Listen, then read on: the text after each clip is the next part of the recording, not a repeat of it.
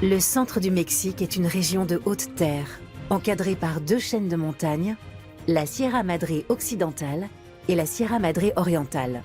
C'est le grenier à grains du pays. Le maïs est la principale céréale cultivée. Autrefois, la terre était aux mains d'une poignée de propriétaires. On appelait leurs grandes exploitations agricoles des haciendas. Aujourd'hui, la terre est cultivée par des petits paysans. Don Onésimo cultive des agaves. Nous l'accompagnons dans ses champs au petit matin.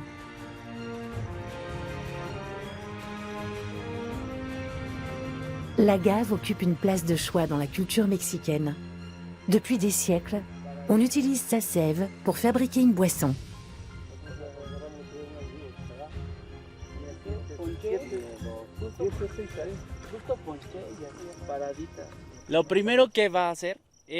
D'abord, on commence par retirer la pierre qu'on place toujours pour empêcher les animaux de boire le jus la nuit. Comme ça, le matin, on retrouve le cœur de l'agave plein et propre. Sans cette mesure de protection, tout notre travail serait ruiné. Ensuite, on extrait la sève.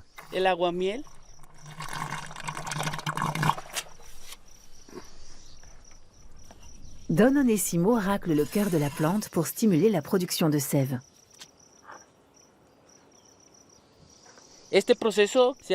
On fait 2 récoltes par jour, une le matin et une le soir. On obtient entre 6 et 7 litres de sève par jour et par agave. Je fais ce travail depuis que j'ai 12 ans. Je n'ai jamais rien fait d'autre.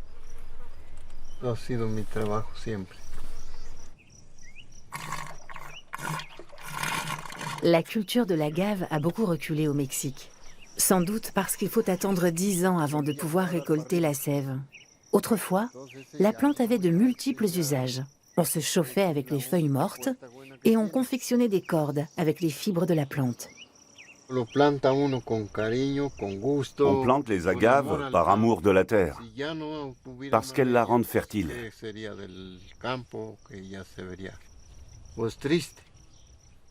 Les agaves sont des plantes très puissantes. Si elles disparaissaient, ce serait très triste. La terre perdrait de sa richesse.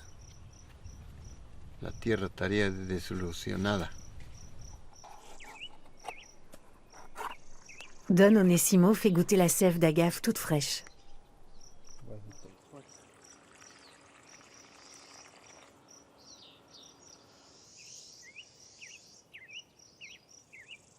Ça a le goût de la terre et de la pluie. Le goût du petit matin et des racines de notre beau pays.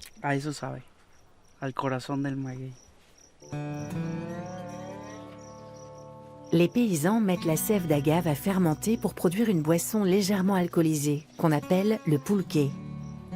Cet alcool typiquement mexicain était déjà apprécié des Aztèques.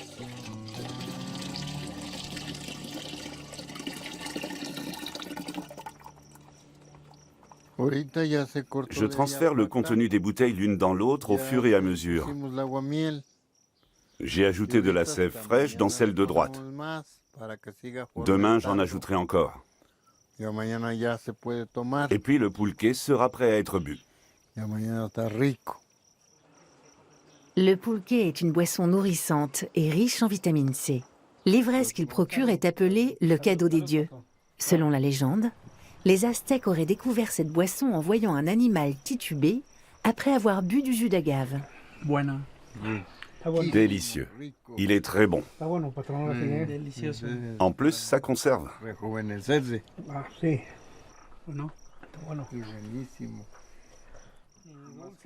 Alors comment expliquer que le nectar des Aztèques n'ait guère de succès à l'étranger?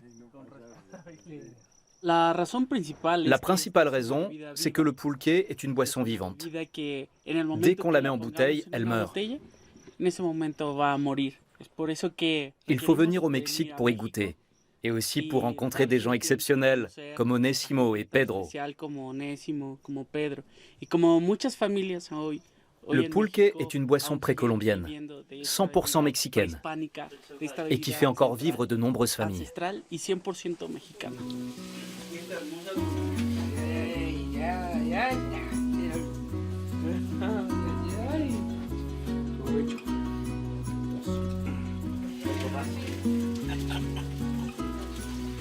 À l'époque coloniale, le pulque était la bière du pauvre. Aujourd'hui, il revient à la mode. Mais Don Onésimo ne voit pas forcément cela d'un bon œil.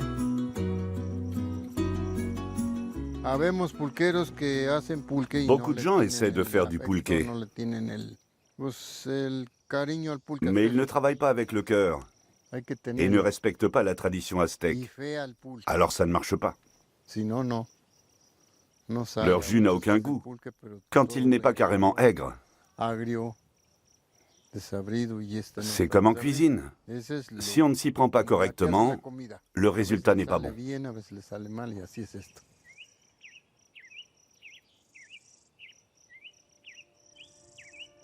Le plateau mexicain est entouré de montagnes et de volcans. Le volcan Popocatépetl culmine à près de 5500 mètres. Dans la mythologie aztèque, Popocatépetl était un guerrier, amoureux d'Iztaccíhuatl. Quand sa bien-aimée est morte, il l'a suivie dans la tombe et les dieux les ont changés en montagne. La belle endormie gît tout près de Popocatépetl, qui crache de la fumée noire pour la protéger. Le Mexique compte 600 volcans, presque tous éteints.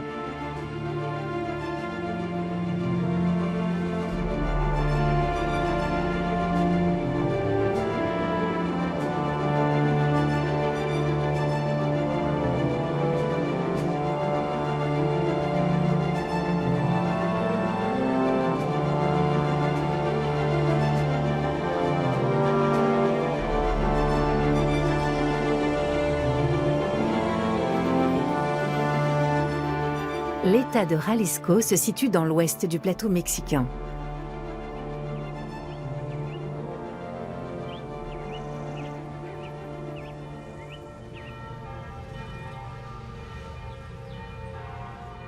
Guadalajara est sa capitale. C'est la deuxième ville du pays par sa population, qui s'élève à 1 500 000 habitants. La cathédrale est l'emblème de la ville. Elle a été détruite par des séismes à plusieurs reprises. Les parties les plus anciennes datent de 1618. Le plan en damier de Guadalajara est un héritage colonial. En périphérie de la ville se trouve une petite exploitation agricole biologique. L'endroit est un oasis de verdure.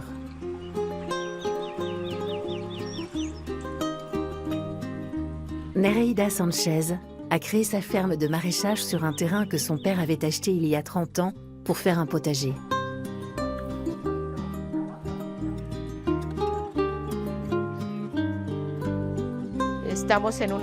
Nous ne sommes ni à la ville ni à la campagne. Il existe un terme pour décrire les travailleurs de cet entre-deux, les néo-ruraux. Notre manière de travailler est nouvelle.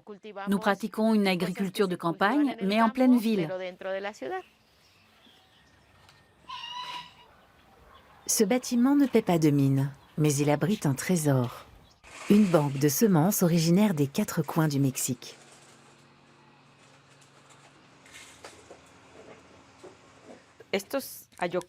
Ces haricots de grande taille sont appelés des haricots d'Espagne. Ils proviennent de l'intérieur du pays. On les consomme à la place de la viande. Ils gonflent beaucoup à la cuisson. Une fois cuits, on les coupe. C'est très bon dans un plat mijoté. Ces pois mascades s'appellent chez nous les pois Nescafé. Ils viennent du sud du pays. On les torréfie, on les moud et on les utilise exactement comme du café. C'est un très bon succès d'année. Chaque région a ses variétés potagères. Mais aujourd'hui, celles-ci sont menacées par la monoculture. Nereida a créé sa banque de semences pour empêcher leur disparition. C'est tout un pan de la culture mexicaine qu'elle contribue ainsi à préserver.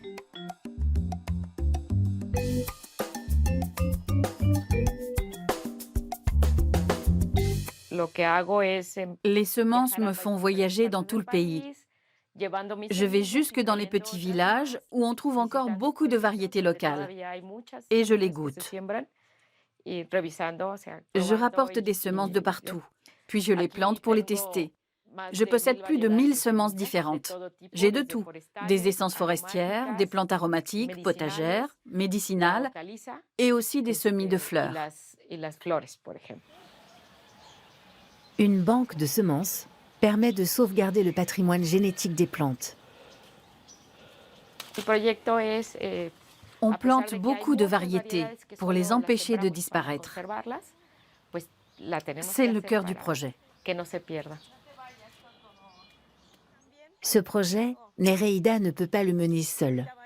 C'est pourquoi elle organise régulièrement des rencontres entre cultivateurs pour partager et communiquer sa passion.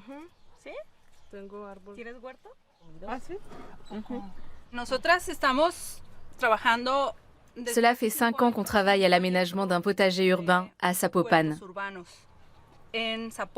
On a récupéré un terrain vague d'un demi-hectare qui faisait partie de l'espace public. Et on l'a divisé en 47 parcelles. Patty et moi faisons partie du collectif en charge du projet. Sareta s'intéresse principalement aux plantes médicinales. Voilà des semences que je propose en troc.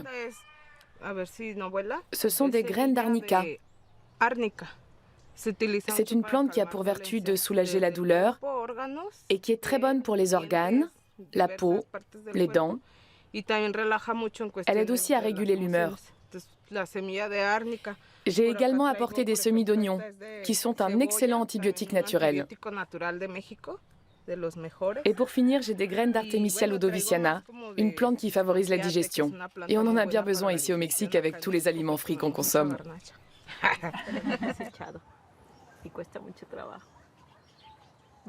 Nereida s'intéresse particulièrement au maïs, qui est l'aliment de base des Mexicains. Le maïs, on en mange tout le temps, matin, midi et soir et à toutes les sauces. On peut presque dire que notre corps est en partie constitué de maïs, tellement on en consomme depuis tout petit.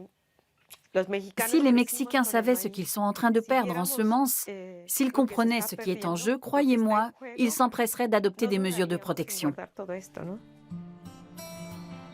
Pour sauver les variétés locales et anciennes, Nereida se bat contre les multinationales qui dominent le marché mondial des semences. C'est un peu le combat de David contre Goliath. C'est important de recueillir des semences de variétés locales, même si ça représente beaucoup de travail. Mais ce n'est qu'un aspect de notre combat. Il faut aussi fédérer les gens. Si seulement on était plus nombreux à se battre dans le monde, ça changerait tout.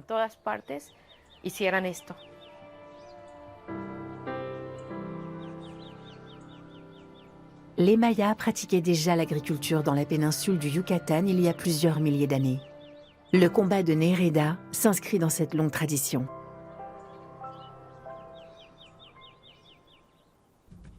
Les ruines de Teotihuacan témoignent de la grandeur des civilisations précolombiennes. À son apogée vers l'an 600, la cité comptait 200 000 habitants. L'approvisionnement d'une telle population devait poser un vrai défi. Pour le relever, on associait les cultures de la courge, du maïs et du haricot. À une cinquantaine de kilomètres de là, Mexico doit relever aujourd'hui des défis encore plus grands.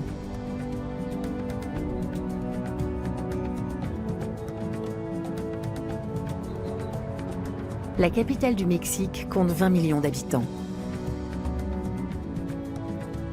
C'est l'une des plus grandes métropoles du monde.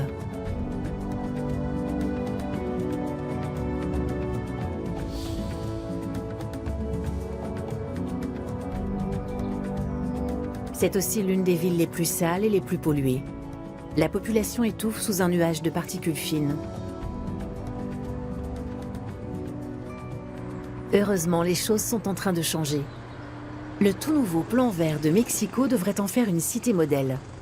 La municipalité a entrepris de développer les transports publics pour réduire la circulation automobile et les émissions de CO2.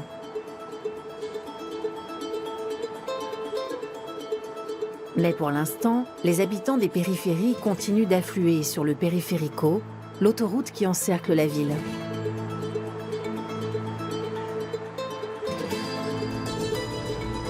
Alors la municipalité a décidé de la verdir.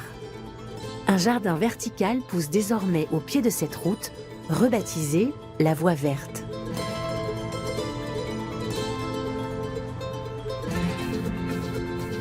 Les plantes sont cultivées dans des jardinières murales, fixées sur les piliers qui supportent l'autoroute. L'architecte à l'origine de ce projet s'appelle Fernando Ortiz Monasterio. L'idée centrale, c'est la transformation. Transformer des poteaux de béton gris en espaces verts. Transformer les eaux de drainage en irrigation. Transformer un lieu horrible en une chose qui fait du bien aux gens. La Voie verte contribue à lutter contre la pollution et le réchauffement climatique. Elle s'inscrit dans une logique écologique et sociale. Les jardinières murales sont faites avec des bouteilles en plastique usagées et sont fabriquées par des mères de famille en prison. Ce travail leur procure un petit revenu. Quant à l'entretien du jardin, il est assuré par des personnes en réinsertion. Tu sais que je suis l'ennemi des sécateurs. Ah oui, pourquoi? Parce que j'aime les jardins touffus et sauvages. Mais je sais qu'ici, on est obligé de faire une coupe militaire. L'architecte a déjà conçu l'aménagement de nombreux jardins verticaux à Mexico.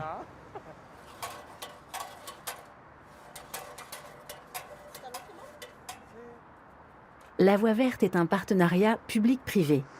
La ville met les espaces publics à disposition et des entreprises financent l'installation des jardins et leur entretien.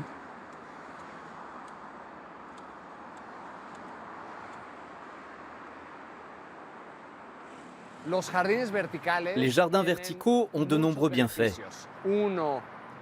Les plantes ont le pouvoir d'absorber le dioxyde de carbone et de produire de l'oxygène. On estime qu'1 mètre carré de végétaux produit l'oxygène nécessaire à un habitant de Mexico. Les plantes ont également la capacité d'absorber les particules fines et les poussières de métaux lourds, en particulier celles de plomb. Et puis, elles atténuent le bruit et régulent la température.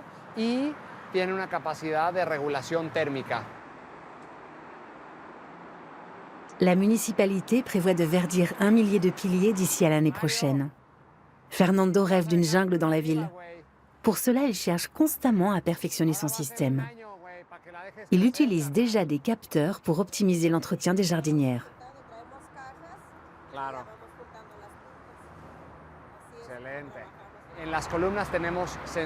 Les poteaux sont équipés de capteurs qui mesurent le taux d'humidité des jardinières, la température et le niveau en éléments nutritifs. Ces informations sont transmises à un centre de contrôle d'où on surveille chaque poteau végétalisé. La Voie verte existe depuis 2 ans et nous n'avons encore perdu aucune plante.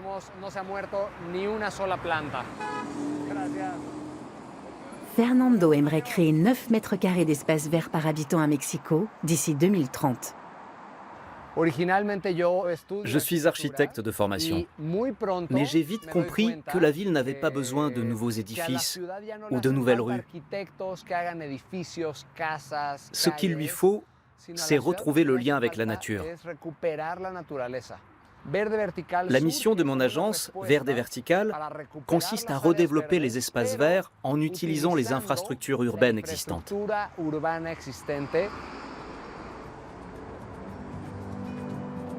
Mexico a beau être l'une des villes les plus peuplées du monde, elle n'est pas entièrement bétonnée. L'arrondissement de Xochimilco compte encore 100 km² de jardins maraîchers. Ces espaces ont été conquis autrefois sur des marécages.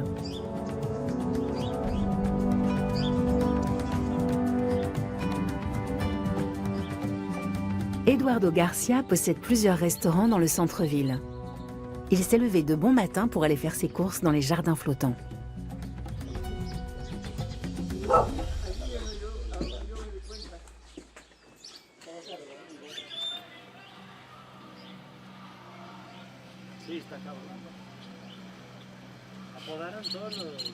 Xochimilco était autrefois le ventre de Mexico.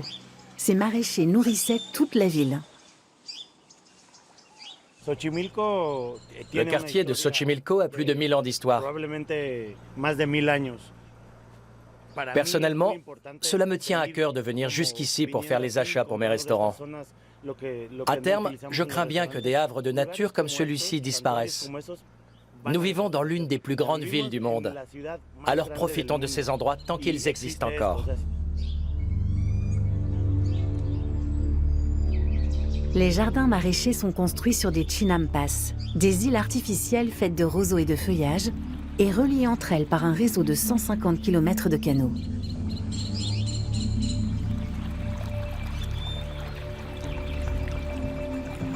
La plupart des maraîchers de Xochimilco sont des Amérindiens. L'association Yolcan fait le lien avec les consommateurs et les restaurants du centre-ville. Eduardo Garcia se sent proche de ces paysans. Lui-même est fils d'ouvriers agricoles. Quand j'avais 8 ans, ma famille a émigré aux États-Unis pour travailler comme saisonnier agricole. Au bout de 20 ans, j'ai été reconduit à la frontière. Je suis donc revenu au Mexique. Avec du recul, je crois que c'est la meilleure chose qui me soit arrivée. J'ai toujours eu un lien très fort avec la terre, depuis tout petit.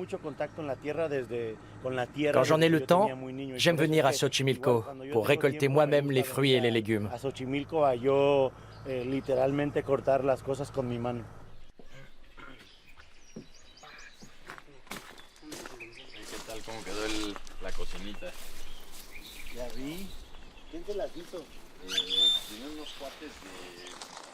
Le sol des chinampas est très fertile, ce qui permet plusieurs récoltes par an. Toutes les cultures de Xochimilco sont biologiques.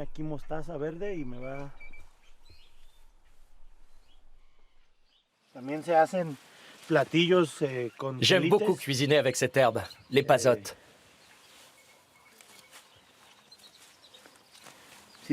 D'ailleurs, quand on étudie un peu la cuisine mexicaine, on voit qu'on consommait peu de viande et de poisson autrefois.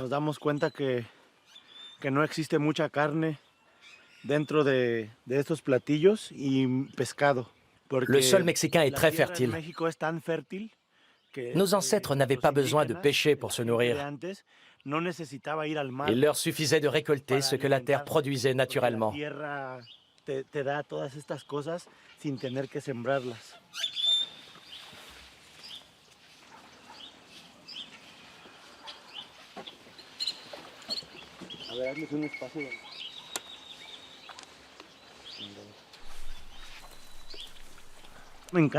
Ce que j'aime quand je viens ici, c'est sentir l'odeur de la terre.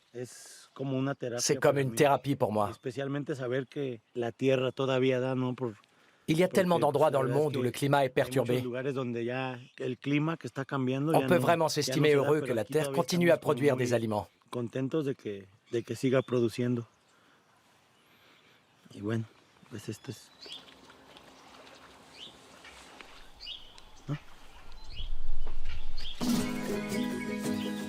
Eduardo savoure son escapade dans la verdure de Xochimilco.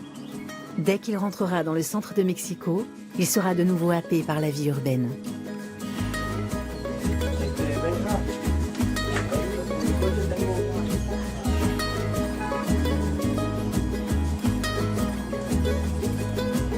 Eduardo a ouvert son premier restaurant dans le quartier branché de Colonia Roma.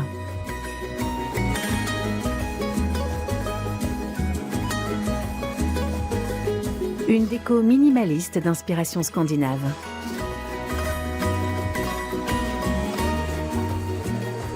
Au Maximo Bistro, le contenu de l'assiette prime sur le reste. Normalement, je ne cuisine pas habillé comme ça.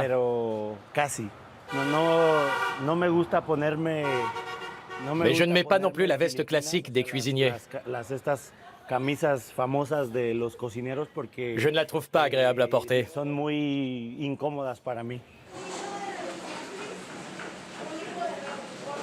Eduardo Garcia est considéré comme l'un des plus grands chefs mexicains. Pourtant, rien ne le prédestinait à cette carrière.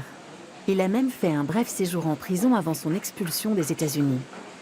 Il est rentré dans son pays natal sans un sou en poche.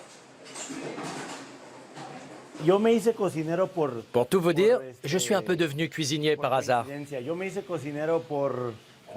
J'étais fauché, il fallait que je me trouve un boulot. Le problème, c'est que je n'avais aucune formation, ce qui ne présageait rien de bon pour l'avenir. J'ai pris le premier boulot venu, à savoir plongeur. Je suis entré en cuisine par nécessité, pas par goût. Et puis au fil du temps, j'ai pris goût à ce métier. J'ai appréhendé les saveurs, les textures. On peut dire que je suis un vrai autodidacte.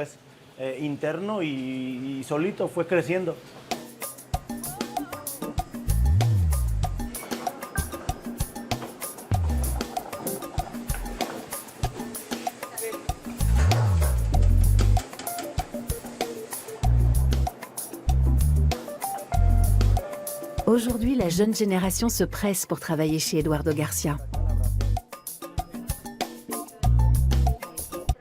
Un jour, je me suis rendu compte que la plupart de mes salariés avaient le profil pour s'expatrier aux États-Unis.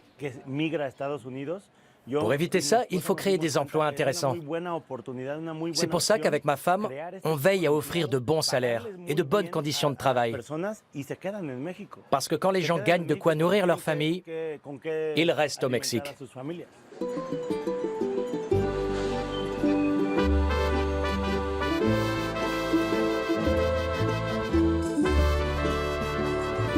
Eduardo Garcia est l'incarnation du rêve américain, version mexicaine. Le petit plongeur est devenu millionnaire grâce à son travail, à son talent et aussi un peu à la chance.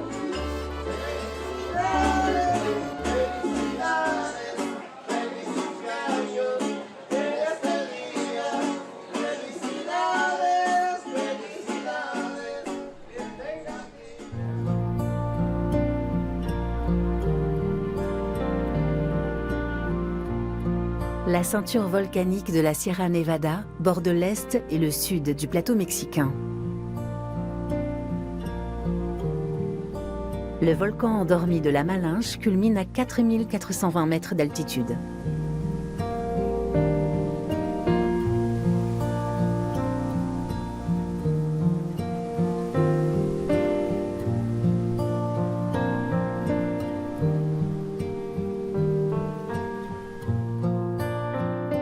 Le Popocatépetl est toujours en activité. Il domine la ville de Puebla.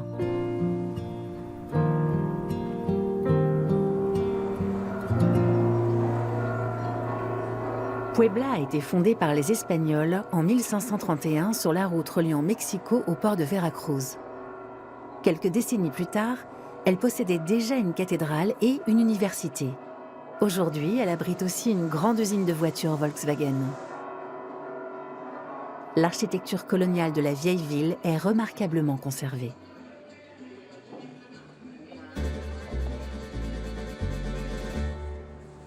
Puebla est réputée pour ses ornements en poterie, présents jusque sur les façades des maisons.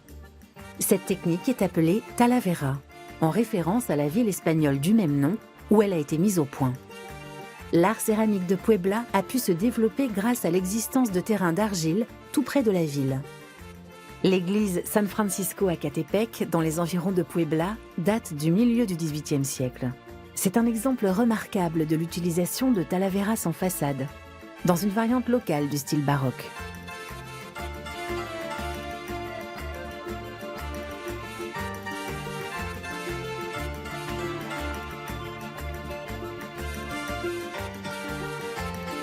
Non loin, à Cholula, les Espagnols ont élevé une église au-dessus de la grande pyramide précolombienne, en signe de leur domination.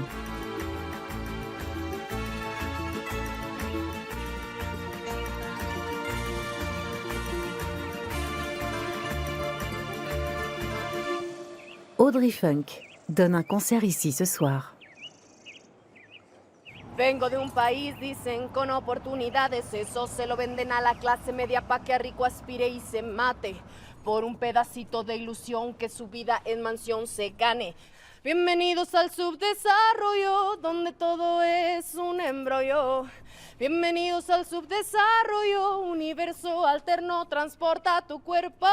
Donde en calle te matan día cualquiera, gobernantes por encargo sin que pueblo eligiera, represión allá afuera. Bienvenidos al subdesarrollo, hija soy, hija soy. La pauvreté, l'injustice sociale sont des sujets qui me tiennent très à cœur. Je dirais que les injustices étouffent le pays. On m'a toujours dit dès mon plus jeune âge qu'il y avait des choses que je ne pouvais pas faire parce que j'étais une femme. Moi, j'ai envie de dire haut et fort que c'est faux, que les femmes sont des êtres humains comme les autres, avec les mêmes droits que les hommes et qu'elles doivent être traitées dignement. Une rappeuse mexicaine, féministe et tatouée qui plus est. Audrey Funk a le sens de la provocation. Elle se veut la porte-parole des femmes dans un pays connu pour son machisme.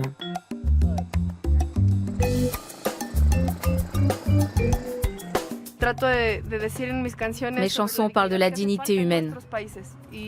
Elles parlent de ce que tout le monde veut taire. C'est facile de chanter l'amour ou la beauté du monde. C'est tellement facile d'étouffer les problèmes. Moi, au contraire, j'ai choisi d'en parler.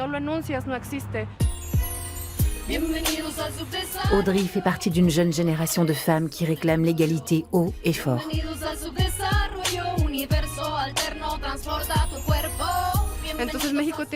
L'un des grands problèmes du Mexique, ce sont les violences en tout genre commises envers les femmes, qu'elles soient verbales ou physiques. Dans ce pays, il y a un véritable féminicide. Je vous le dis, on nous tue à petit feu. Nous n'avons aucun espace de liberté, ni dans la rue, ni ailleurs. Toutes les femmes au Mexique peuvent être victimes de cette violence.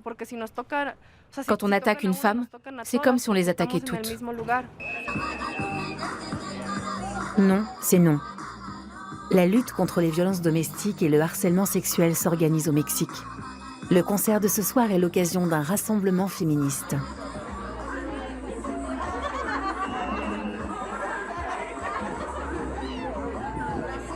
Deux femmes partagent la scène avec Audrey. Rebecca, originaire du Guatemala, et Nakuri, du Costa Rica. Le nom de leur groupe annonce la couleur. Somos guerreras. Nous sommes des guerrières.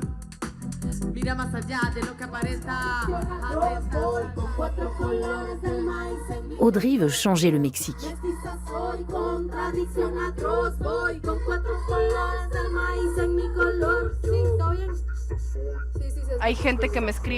Des fans m'écrivent pour me dire que mes chansons les ont aidés, que mes textes leur ont ouvert les yeux sur ce qui se passe. L'entraide féminine, c'est tellement important. C'est aussi à ça que sert la musique. C'est un engagement social.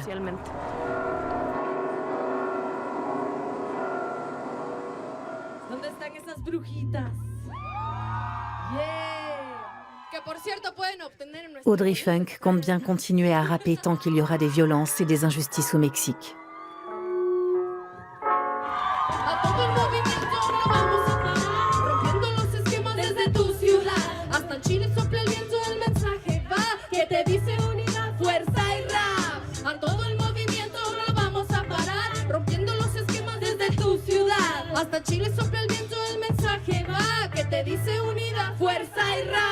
Unidad, fuerza. Eso. Unidad, fuerza y rap. Pero rap feminista, la neta. Milpa Alta est un arrondissement rural situé dans le sud de la ville de Mexico. On y produit une bonne partie des figuiers de Barbarie du Mexique.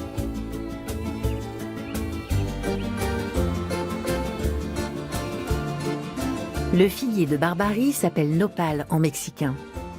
Il figure sur le drapeau national.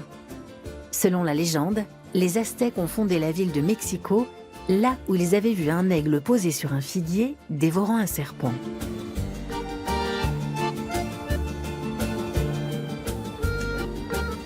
Au Mexique, on consomme aussi bien le fruit que la raquette du figuier. Les paysans éliminent les piquants avant de vendre leur récolte. Parfois, on a des épines qui s'enfoncent dans la peau, mais on a une pince pour les retirer.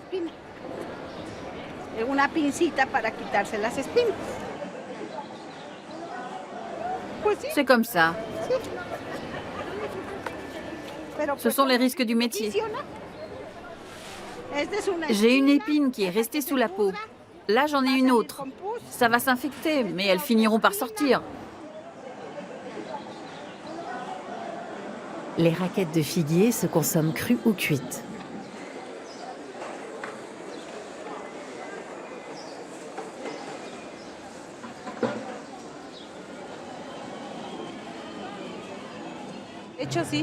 C'est délicieux et très goûteux.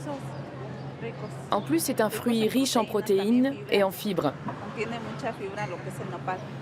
Il en existe de différentes tailles et on les vend entières ou coupées. À vous de choisir ce que vous préférez.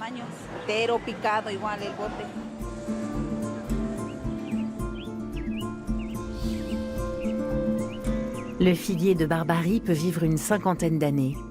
On récolte ces raquettes toute l'année, sauf à la saison des pluies. Cela procure un revenu stable aux cultivateurs.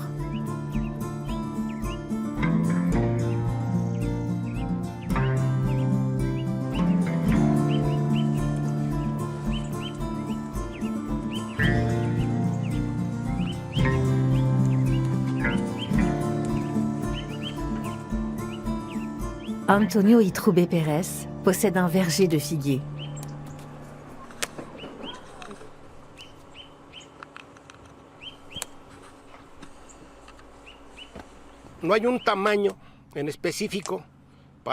Il n'y a pas de taille standard exigée pour la vente. On peut récolter des petites raquettes comme celle-ci.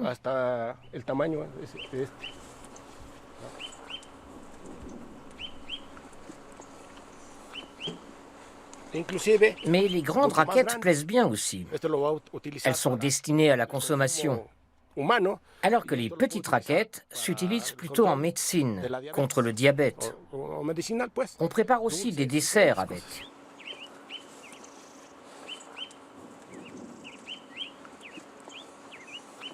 Antonio taille régulièrement ses figuiers pour favoriser la croissance des raquettes.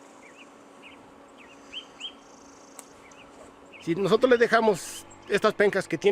ne taille pas les figuiers, les raquettes ne repoussent pas. Il faut procéder à une taille régulière pour avoir des jeunes pousses.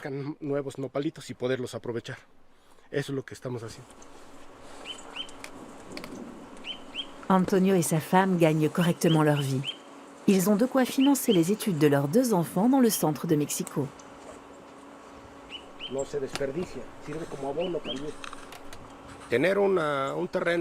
Un verger de cette taille représente beaucoup de travail toute l'année. On ne peut pas partir en vacances. On peut prendre une journée par-ci par-là, mais on a du travail tout le temps.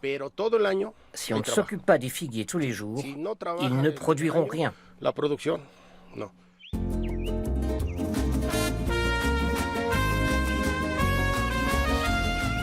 Antonio vend ses fruits sur le marché de Milpa Alta.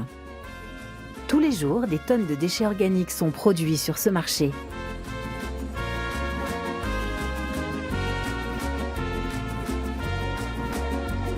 Une start-up baptisée Suema a eu l'idée de les valoriser dans une unité de méthanisation construite sur le site même du marché. Carlos González a participé à la construction de l'unité.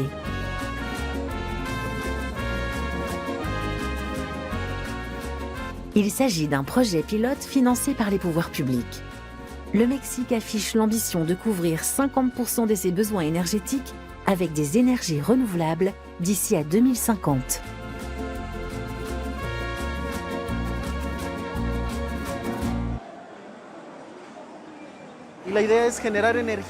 L'idée, c'est de produire assez d'énergie pour éclairer le marché de nuit et de générer du gaz combustible pour les stands.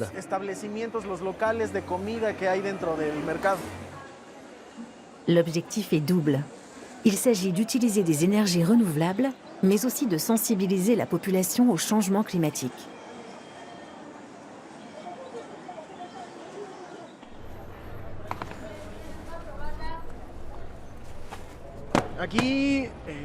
Les vendeurs pèlent les fruits sur le marché.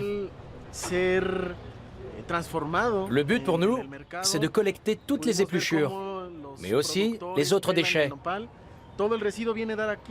On met en place différents conteneurs et on incite les producteurs à trier leurs déchets. On met dans un conteneur les déchets organiques et le reste dans l'autre.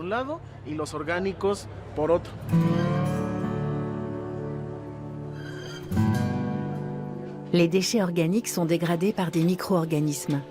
Ce procédé, qu'on appelle méthanisation, dégage du biogaz qu'on peut ensuite transformer en électricité. Ça fonctionne comme un estomac. La machine avale les épluchures de figuier qui tombent dans ce réservoir qu'on voit derrière moi.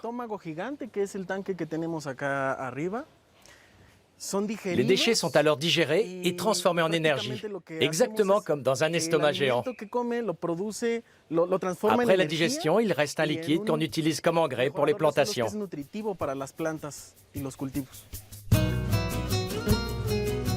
Grâce à la méthanisation, les Mexicains peuvent utiliser la plante emblématique de leur pays comme source d'énergie. Le figuier de Barbarie est un excellent aliment qu'on peut préparer de 1001 manières. Mais c'est surtout un symbole national. Il représente le cœur du Mexique. Le plateau mexicain est à la fois le cœur et le ventre du pays. Les solutions aux problèmes du Mexique viendront peut-être de cette région centrale, dynamique et tournée vers l'innovation.